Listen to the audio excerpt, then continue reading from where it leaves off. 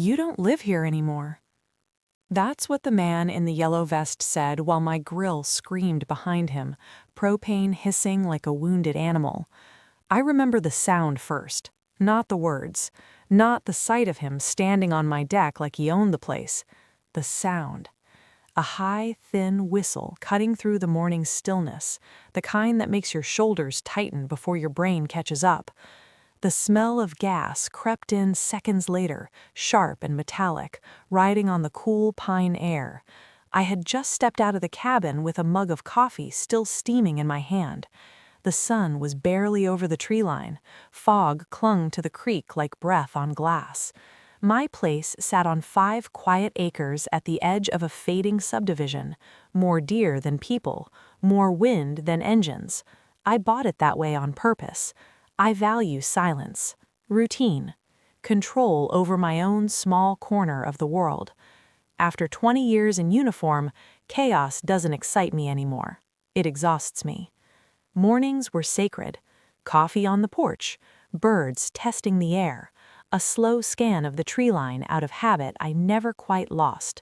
Then a few hours of remote consulting work, hands steady on a keyboard instead of a rifle.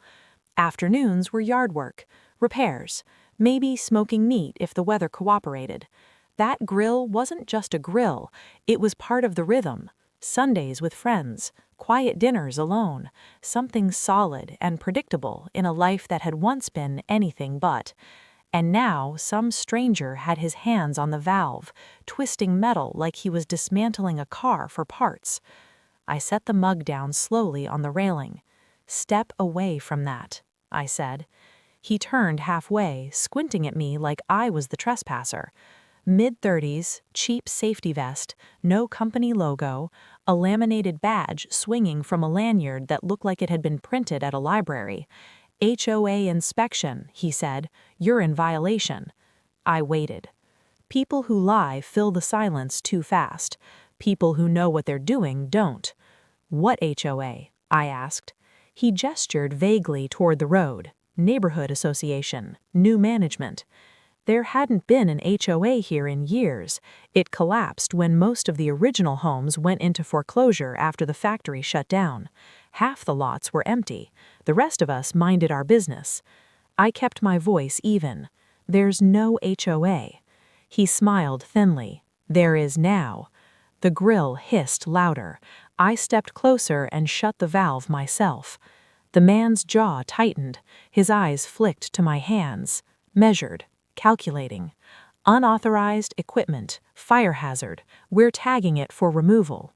"We?" I looked past me. A white pickup sat at the edge of my driveway, engine idling, tinted windows, no markings. My instincts stirred, quiet but awake. "Get off my property," I said. He leaned in slightly. "You don't comply, fines double. Continued violations escalate." There it was. The pressure. Not loud, not dramatic, just enough to test where my line was. "I'll be calling the county," I said. He shrugged. "You do that." Then he walked back toward the truck, boots crunching gravel like he'd already written me off.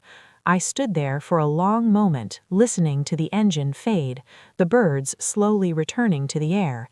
Something felt wrong in a way that didn't belong to paperwork or misunderstandings. It felt intentional. 2 days later, a notice was zip-tied to my gate. Bright orange paper, heavy black font. "Final warning. Non-compliance subject to property action." No letterhead, no phone number that matched a public registry. A P.O. box listed 3 counties away. I called the county anyway. No HOA registered, no enforcement authority, no permits issued. The clerk sounded bored but firm. "Sir, that's not us." I took photos, logged times, saved the paper. Then the truck came back. This time while I was inside on a call. I heard metal clatter, a sharp bang, wood cracking. By the time I got outside, the tailgate was down and 2 men were loading pieces of my old fence into the bed like scrap. One of them had a crowbar. "Stop," I said. They froze just long enough to look annoyed. HOA remediation, the crowbar guy said. Unsafe structure. That fence was installed last year, I said. He smirked. Not to code. I stepped closer, calm, measured. You're trespassing. Put it back. The driver leaned out of the cab. File a complaint. They drove off with half my fence. I stood in the dust they left behind, pulse slow but steady. This wasn't random. This wasn't ignorance. This was someone testing how much they could take and how much I'd tolerate. If you like the video, please subscribe. The letters multiplied. Fines, warnings, violation notices for things that didn't exist. Unauthorized exterior equipment. Non-compliant color scheme. I trimmed. I documented. I called county offices. I mailed certified letters that disappeared into the P.O. box void. The truck started showing up when I wasn't home. My neighbor 2 lots down stopped waving. The woman across the road mentioned the HOA mess in a tone that carried distance, not curiosity. Rumors move faster than facts in quiet places. People assume authority belongs to whoever prints the biggest font.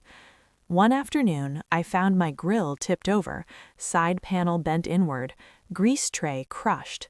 Not stolen, damaged. A message without words. I knelt beside it, fingers tracing warped steel. The smell of old charcoal hung in the air. I felt something tighten in my chest. Not rage. Resolve. I installed cameras that night. Not obvious ones. Wide angles tucked under eaves. Motion alerts routed to my phone. A trail cam hidden near the drive. Old habits die slow.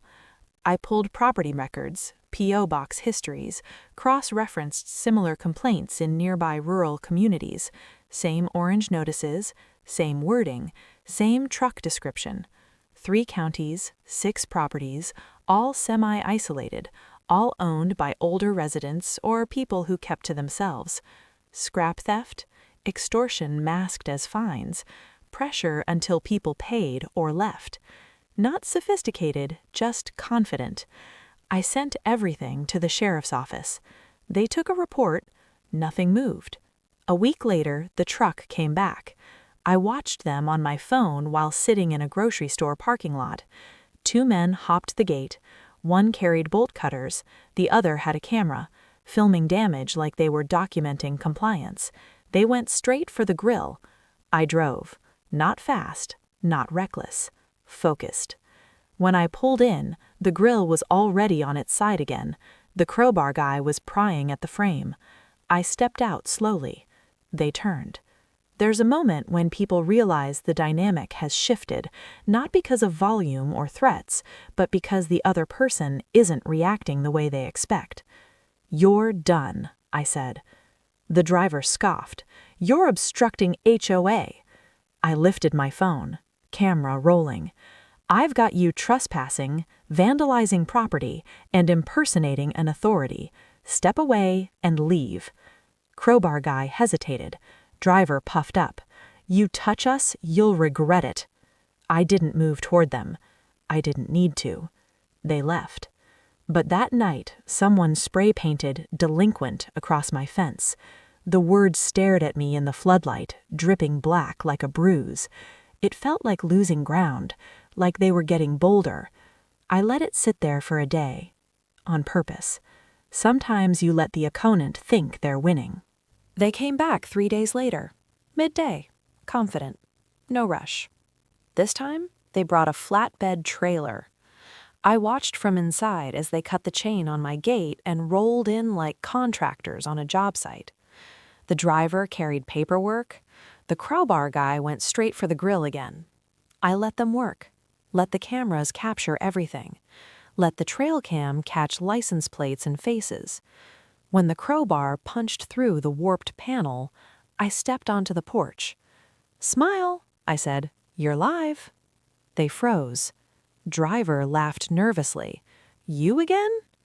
I held up my phone, not filming, calling. The sheriff rolled in 8 minutes later, 2 cruisers, dust cloud hanging behind them. The men tried to talk their way out. HOA authority, violation enforcement, paperwork that didn't match any registry. The deputy didn't argue. He asked for ID, then asked about the bolt cutters, then the trailer, then the cameras on their phones. The story collapsed under its own weight.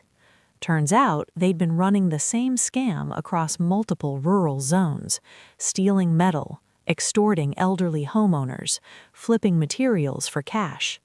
Felony charges stacked quickly: impersonation, vandalism, theft, trespassing, fraud.